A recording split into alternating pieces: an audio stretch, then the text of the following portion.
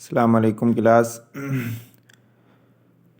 ہم کچھ پڑھ رہے تھے ارکان اسلام کے بارے میں، تو اس میں سے چند چیزیں ہم نے پڑھی تھی۔ آج اس میں ایک کے متعلق نماز اور چند ارکان میں سے، اور اس نماز ارکان اور اس کے ساتھ کچھ جڑی ہوئی کچھ چیزیں ہیں، متفرق معلومات، جس کا عنوان میں نے رکھا ہے۔ سب سے پہلے جو ہم عیدین کی نماز پڑھتے ہیں نا، نماز عید، تو دونوں کو ملا کے عید الفطر اور عید الاضحیٰ، ان دونوں کو عیدین کی نماز کہا جاتا ہے۔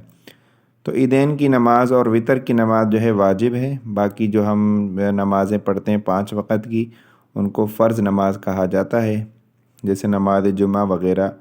تو عیدین اور وطر کی نماز جو ہے واجب ہے، باقی 5 وقت اور جمعے کی نماز جو ہے وہ فرض ہے۔ تو یہ بھی سوال آتا ہے کہ ٹوٹل فرض نمازوں کی جو رکعات ہیں وہ کتنی ہیں؟ وہ 17 رکعتیں ہیں، اور ہر نماز کی رکعات کو بھی یاد کر لیں، ہر نماز میں کتنی رکعتیں ہیں، فرض کتنے ہیں، سنتیں کتنی ہیں، نوافل کتنے ہیں، واجبات وغیرہ، یہ بھی تھوڑی تفصیل دیکھ لیجئے گا۔ اس کے بعد چند اصطلاحات ہیں، قاعدہ اولیٰ اور قاعدہ آخرہ۔ یہ نماز میں 2 اصطلاحات یوز ہوتی ہیں، استعمال ہوتی ہیں۔ ایک ہوتا ہے قاعدہ اولیٰ۔ قاعدہ کا مطلب ہوتا ہے بیٹھنا، قعادہ عربی کا لفظ ہے جس کا مطلب ہوتا ہے بیٹھنا۔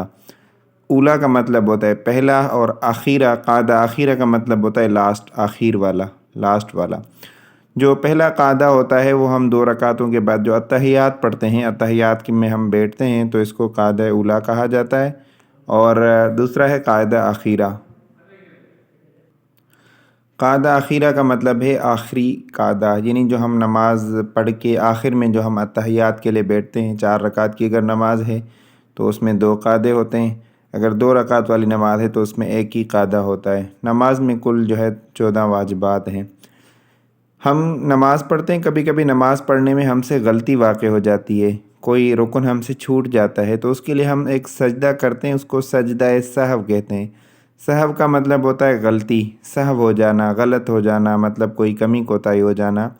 سجدہ سہو سے مراد ہے نماز میں غلطی کی تلافی کے لیے آخر میں سجدے کرنا، ان کو سجدہ سہو کہا جاتا ہے۔ وطر کی نماز ہم پڑھتے ہیں، اوپر جیسے میں نے آپ کو بتایا وطر کی نماز واجب ہے، اور وطر کا مطلب ہے طاق۔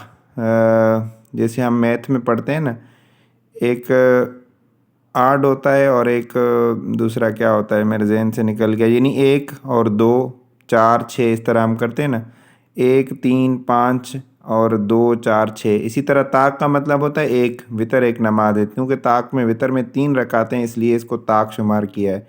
اگر یہ 4 ہوتی تو اس کو جفت کہا جاتا ہے، یعنی طاق اور جفت۔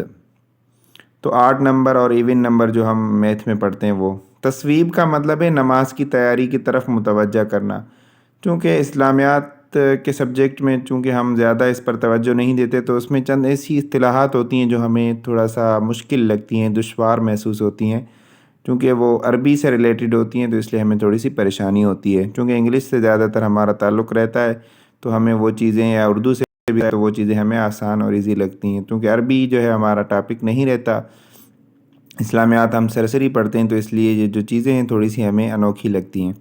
تصویب کا مطلب ہے نماز کی تیاری کی طرف متوجہ کرنا۔ امام جب نماز کے لیے مصلی پر جائے، نماز پر کھڑا ہوتا ہے، مؤذن جو ہے وہ پیچھے کھڑے ہو کے اقامت کہتا ہے، اقامت کے بعد امام صاحب جو ہے نمازیوں کو متوجہ کرتا ہے نماز کی طرف، تو اس کو تصویب کہا جاتا ہے۔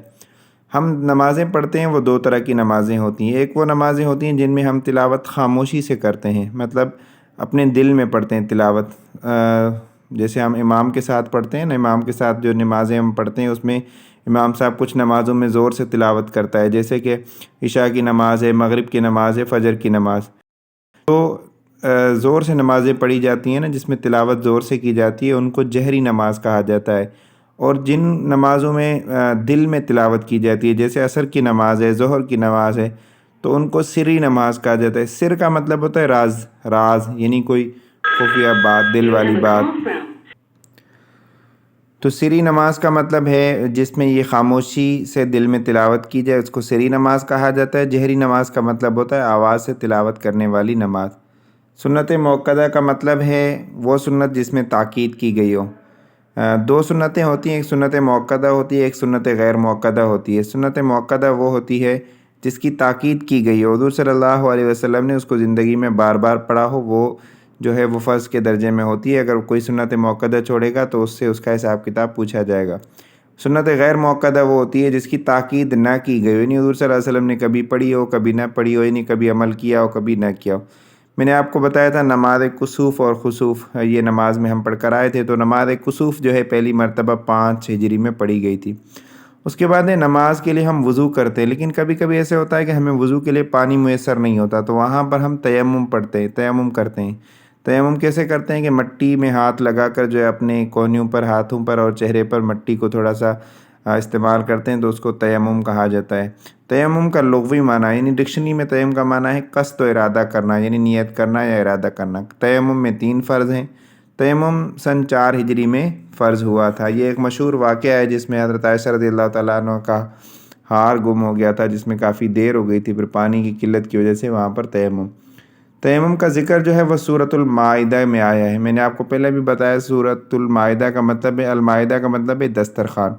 بعض دفعہ سورتوں کے نام بھی پوچھ لیے جاتے ہیں، تو اس لیے کوئی بھی سورت آئے گی تو میں اس کی نام اور اس کا معنی آپ کو بتا دوں گا۔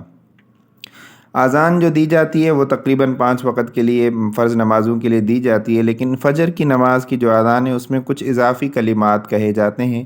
اضافی کلمات کا مطلب ہے وہاں پر کچھ الصلاۃ خیر من النوم جیسے الفاظ کو بڑھایا جاتا ہے، جس کا معنی ہے نماز نیند سے بہتر ہے۔ اگر MCQ آ جائے کہ وہ کون سی اذان ہے جس میں کچھ اضافی کلمات کہے جاتے ہیں جو دوسری نمازوں کی اذان میں نہیں کہے جاتے، تو وہ فجر کی اذان میں کہا جاتا ہے۔ مؤذن، جو اذان دینے والا شخص ہوتا ہے اس کو مؤذن کہا جاتا ہے، یعنی اذان دینے والا۔ امام جو ہوتا ہے وہ نماز پڑھانے والا ہوتا ہے۔ مقتدی وہ ہوتا ہے جو امام کے بعد صف میں کھڑا ہونے والا، یعنی امام آگے نماز پڑھا رہا ہے، اس کے پیچھے جو صف میں کھڑا ہوتا ہے اس کو مقتدی کہا جاتا ہے۔ تعوذ کا مطلب ہے اعوذ باللہ من الشیطان الرجیم، یہ اصطلاحات ہیں۔ اعوذ باللہ من الشیطان الرجیم، اس کو تعوذ سے یاد کیا جاتا ہے۔ تسمیہ کا مطلب ہے بسم اللہ الرحمن الرحیم۔ سورۃ الفاتحہ کے جو الحمد شریف ہے اس کے بہت سارے نام ہیں، اس کو ام الکتاب کے نام سے، ام القرآن، اساس القرآن کے نام سے بھی اس کو یاد کیا جاتا ہے۔ نماز میں ایک اور اصطلاح ہے قیام کا مطلب ہے نماز میں سیدھا کھڑا ہونا۔ ہم نماز میں تکبیر تحریمہ کہہ کر جو سیدھے کھڑے ہو جاتے ہیں اس کو قیام کہا جاتا ہے۔